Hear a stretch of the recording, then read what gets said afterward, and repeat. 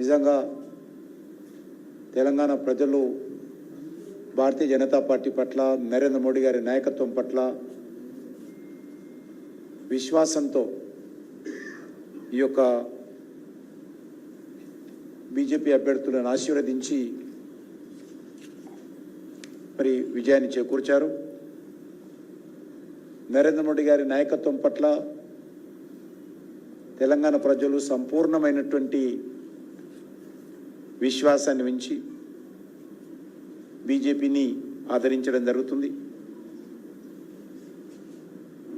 అంతేకాకుండా గణనీయమైనటువంటి ఓటింగ్ కూడా ఎక్కడైతే మేము విజయం సాధించలేదో ఆ స్థానాలలో కూడా పెద్ద ఎత్తున ఓటింగ్ పర్సెంటేజ్ కూడా భారతీయ జనతా పార్టీ ఈ ఎన్నికల్లో పొందడం జరిగింది. చాలా తప్పుడు ప్రచారం, బీజేపీ గెలిస్తే రాజ్యాంగాన్ని మారుస్తారు, పేదలకు ఇస్తున్నటువంటి రిజర్వేషన్ తీసేస్తారు అనేటువంటి తప్పుడు ప్రచారం చేసినప్పటికీ కూడా అటు కాంగ్రెస్ పార్టీ, బీఆర్ఎస్ పార్టీ ఇద్దరు కలిసి జతకట్టి మా మీద బురద జల్లినప్పటికీ, విష ప్రచారం చేసినప్పటికీ కూడా తెలంగాణ ప్రజలు వాళ్ళ మాటలు నమ్మలేదు.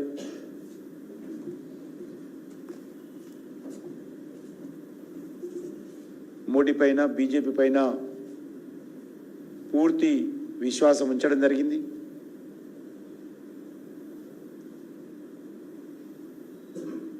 భారతీయ జనతా పార్టీ తెలంగాణ రాష్ట్రంలో ఈ ఎన్నికల ద్వారా తన బలాన్ని పెంచుకోవడం జరిగింది. ఒక రాజకీయ శూన్యత తెలంగాణ రాష్ట్రంలో కాంగ్రెస్ పార్టీ ప్రభుత్వం అధికారంలోకి వచ్చిన తర్వాత వారు అవలంబిస్తున్నటువంటి వైఖరితో ప్రజలలో ఒక నిరాశ, నిస్పృహ ఏర్పడింది. ఏ బీఆర్ఎస్ పార్టీ పోవాలనుకున్నారో,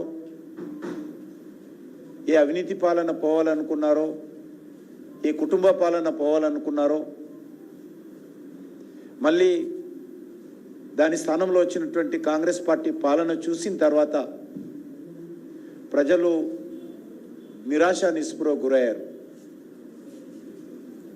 ఏ రకంగా అయితే బీఆర్ఎస్ పరిపాలన చేసిందో అదే పద్ధతిలో గత 6 నెలలుగా కాంగ్రెస్ పార్టీ ప్రభుత్వం ఈ యొక్క తెలంగాణ రాష్ట్రంలో పరిపాలన చేసినప్పుడు ఇచ్చినటువంటి మాటలు, ఇచ్చినటువంటి గ్యారంటీల మీద నిలబడకపోవడము,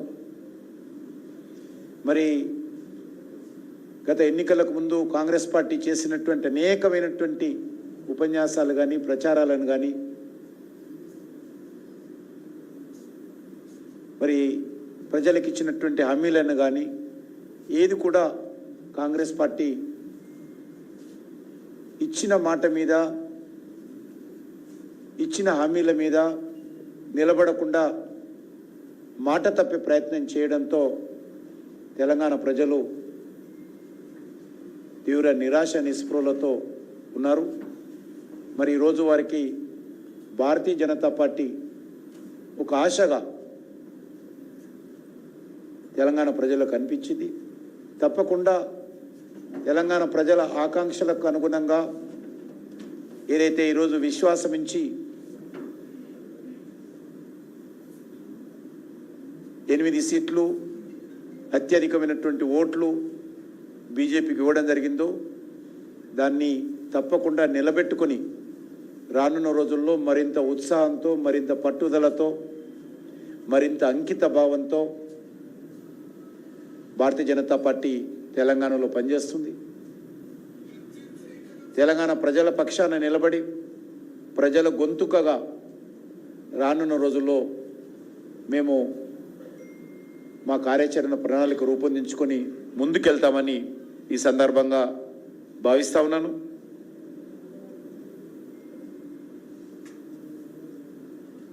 ఈరోజు భారతీయ జనతా పార్టీ తెలంగాణలో ఒక ప్రత్యామ్నాయ రాజకీయ శక్తిగా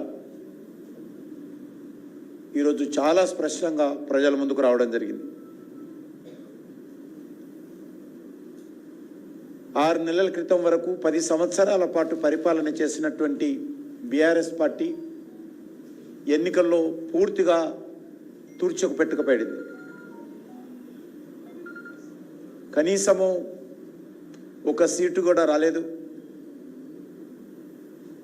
వాళ్ళ కంచుకోటగా చెప్పుకున్నటువంటి మెదక్ సీటును కూడా ఈరోజు భారతీయ జనతా పార్టీ బద్దలు కొట్టి అక్కడ జెండా ఎగరవేయడం జరిగింది.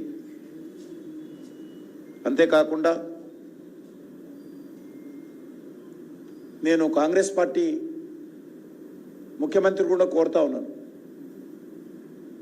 రెఫరెండం అన్నాడు ఆయన, మేము దానికి స్పందించలేరు, అది వేరే విషయం. కానీ ముఖ్యమంత్రి ఎవరు అడగకముందే నా పరిపాలనకు రెఫరెండం అన్నాడు. మరి ఈరోజు కాంగ్రెస్ పార్టీ 50% సీట్లు కూడా రాలేదు. కాబట్టి ఏ రకంగా దాన్ని రెఫరెండంగా తీసుకుంటాడో, మరి ఏమి ఆలోచన చేస్తారో తెలంగాణ ప్రజల ముందు చెప్పాల్సినటువంటి అవసరం ఉంది. ముఖ్యంగా మనకు తెలుసు, కాంగ్రెస్ పార్టీ ఫేక్ వీడియోలు తయారు చేయడము, ప్రజలను రెచ్చగొట్టేటువంటి ప్రయత్నం చేయడము, అసెంబ్లీ ఎన్నికల్లో ఇచ్చినటువంటి గ్యారెంటీలు పక్కన పెట్టి కొత్త గ్యారెంటీలు ఇవ్వడము, ఇవన్నీ చేసినప్పటికి కూడా మరి కాంగ్రెస్ పార్టీ ఎన్నికల ఫలితాలు మనం అందరం చూసాం. 100 రోజుల్లో గ్యారెంటీలు అమలు చేస్తాము, 100 రోజుల్లో